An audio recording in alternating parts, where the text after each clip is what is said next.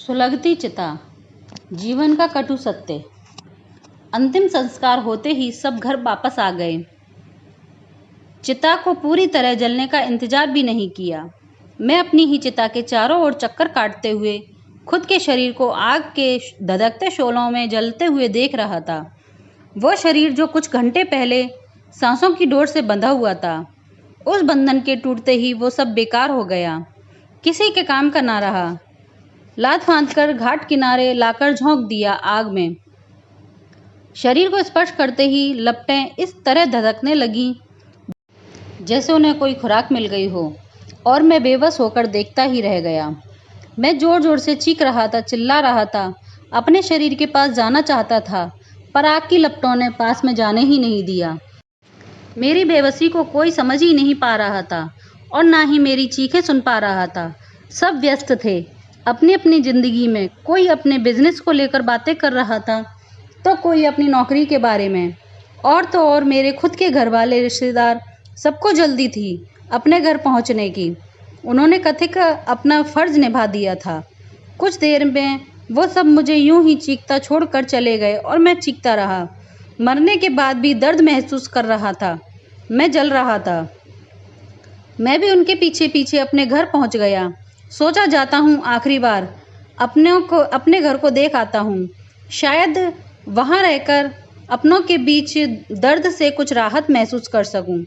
बरामदे से पार होता हुआ मैं अपने घर के बैठक में पहुँचा, जहाँ मेरी एक खूबसूरत तस्वीर से फ्रेम में मढ़कर मेज पर रखी गई थी और गुलाब के ताज़े फूलों से सजाया गया था।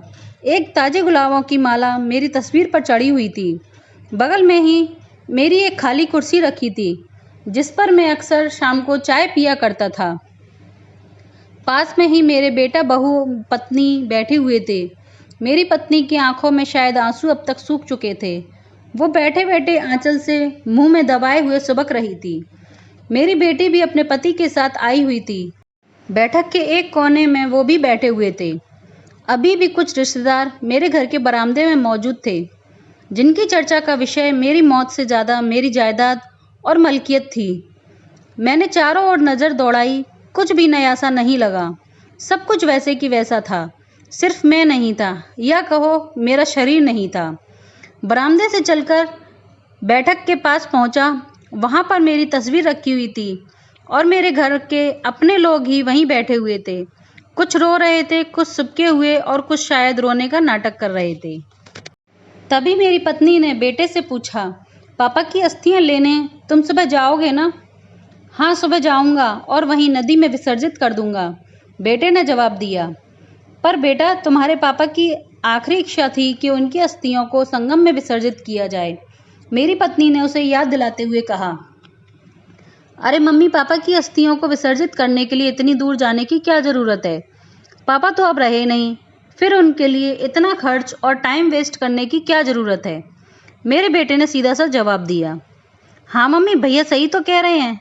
संगम यहाँ तो है नहीं, लगभग 2 दिन का टाइम लगेगा। जाने और आने का और ठहरने का फिजूल खर्च अलग होगा। यही काम यहाँ पर भी हो सकता है। अब विसर्जन चाहे यहाँ किया जाए या संगम में, क्या फ़र्क पड़ता है? यह मेरी बेटी थी। हाँ सासू माँ, यह सही तो कह रही है, बेवजह ही ये सबकी ज़रूरत नहीं है। विसर्जन यहीं नदी के किनारे ही करवा देते हैं। आखिर है तो यह भी पवित्र नदी ही ना। मेरी बेटी की हाँ में हाँ उसके पति ने मिलाई। ठीक है, जैसा तुम लोग सही समझो, पर पापा की इच्छा, मेरी पत्नी ने उदास मन से जवाब दिया।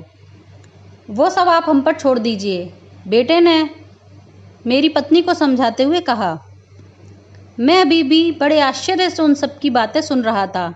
मुझे यकीन नहीं हो रहा था कि यह मेरे अपने ही थे, जिनके लिए मैं सारी उम्र मर मर कर जीता रहा। अपने खून पसीने की कमाई से उनके लिए इतना बड़ा एम्पायर खड़ा किया, और आज मेरी अंतिम इच्छा पूरी करने को टाइम वेस्ट और फालतू खर्च समझ रहे थे। मैं मन ही मन रो पड़ा और बस उनकी बातें सुनता रहा। और मम्मी, वैसे भी कल से मुझे पापा की जगह ऑफिस भी देखना है। इतने बड़े बिजनेस को संभालने के लिए मुझे वक्त चाहिए। अब इन सब फालतू के कामों में लग जाऊंगा तो बाकी काम कैसे होगा? आप तो जानती हैं, पापा के ना रहने के बाद बहुत बोझ आ गया है मेरे ऊपर। बेटे ने अपनी बात पूरी की। भाई के साथ तो मैं भी ऑफिस जाऊंगी। भाई अकेले कैसे संभाल पाएगा? आखिर मेरा भी फर्ज बनता है। मैं भी अपना पापा की पढ़ी लिखी बेटी हूँ। बेटी ने अपनत्व से कहा। उसकी कोई ज़रूरत नहीं, मैं हूँ ना इनके साथ। मैं भी पढ़ी लिखी हूँ, MBA किया है। मैं भी इनके साथ संभाल लूँगी। अब तक खामोश बैठी हुई मेरी बेटे की पत्नी ने मेरी बेटी को जवाब देते हुए कहा, तो क्या हुआ? आखिर मेरा भी तो हक बनता है पापा की प्रॉपर्टी में। मुझे भी हिस्सा चाहिए। क्या यह सब कुछ भैया का ही है? मेरी बेटी ने तेज स्वर में कहा। ऐसा मैंने कब कहा कि आपका हिस्सा नहीं? इसमें सही समय पर आपको आपका हिस्सा मिल जाएगा। अभी पूरे बिजनेस को इन्हें संभालना चाहिए, बेटे की पत्नी ने तुनकते हुए कहा। अरे वाह, ऐसे कैसे? बिजनेस हम दोनों मिलकर संभालेंगे, वरना आज के आज मुझे मेरा हिस्सा दे दो। मैं कैसे इन पर भरोसा कर लूँ? कुछ गड़बड़ कर दी तो? मेरी बेटी ने बिल्कुल लड़ने के अंदाज में जवाब दिया। चुप करो तुम लोग। अभी उन्हें गए हुए कुछ घंटे ही नहीं बीते और तुम लोग उनके बिजनेस, उनकी प्रॉपर्टी के हिस्से करने लगे, जैसे कि तुम उनके मरने का ही इंतजार कर रहे थे। शर्म आनी चाहिए तुम लोगों को, मेरी पत्नी ने लगभग चीखते हुए मेरे बच्चों से कहा। पत्नी की तेज आवाज़ सुनकर कुछ देर के लिए कमरे में सन्नाटा छा गया, मगर ये सन्नाटा तो पल भर का था। एक आवाज़ ने उस सन्नाटे को तोड़ दिया। नहीं मम्मी जी, फैसला आज की आज हो जाना चाहिए। और अभी भी रिश्तेदार बने हुए हैं, उनके सामने ही सब कुछ बराबर बराबर बट जाना चाहिए।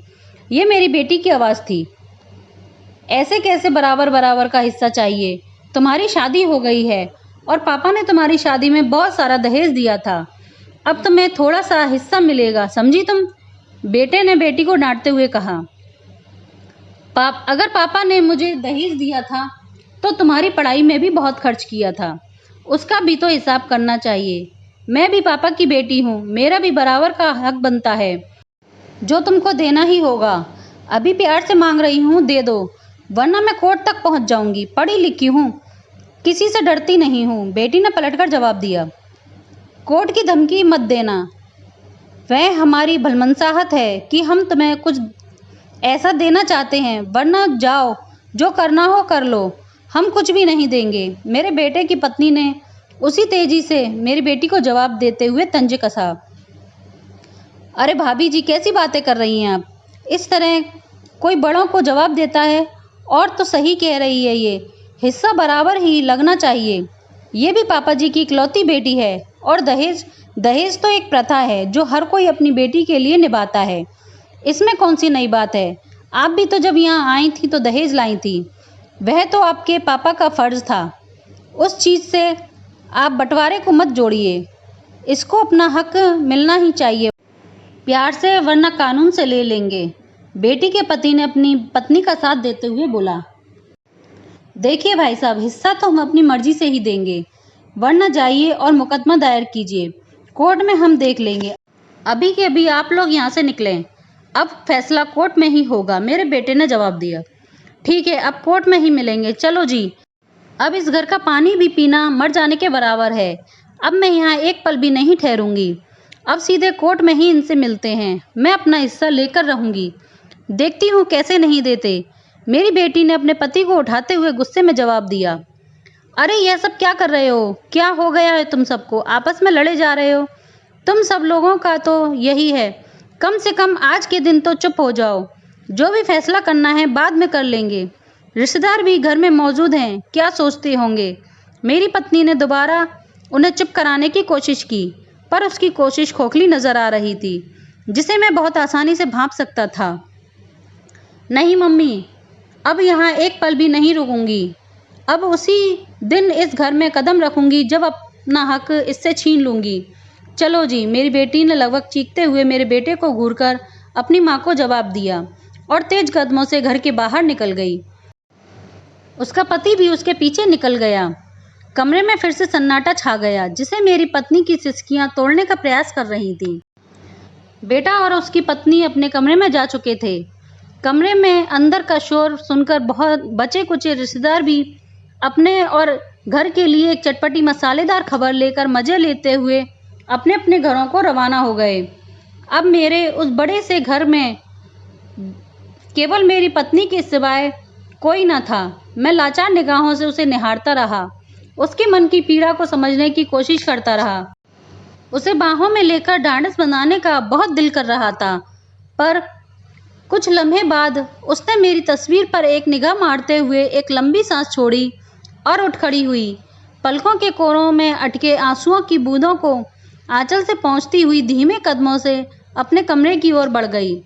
अब उस बैठक में सिर्फ मेरी फूलों सजी तस्वीर, वो कुर्सी बची और शायद मैं भी, बेबस, लाचार, असहाय, उस दर्द के साथ जो अब हद से गुजर गया था।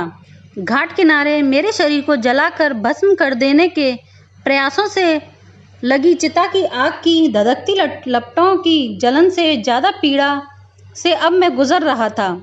मेरे साथ साथ उस चिता में मेरा विश्वास, मेरा वहम, मेरे अपने, मेरे सपने, सब कुछ जलकर राख हुए जा रहे थे।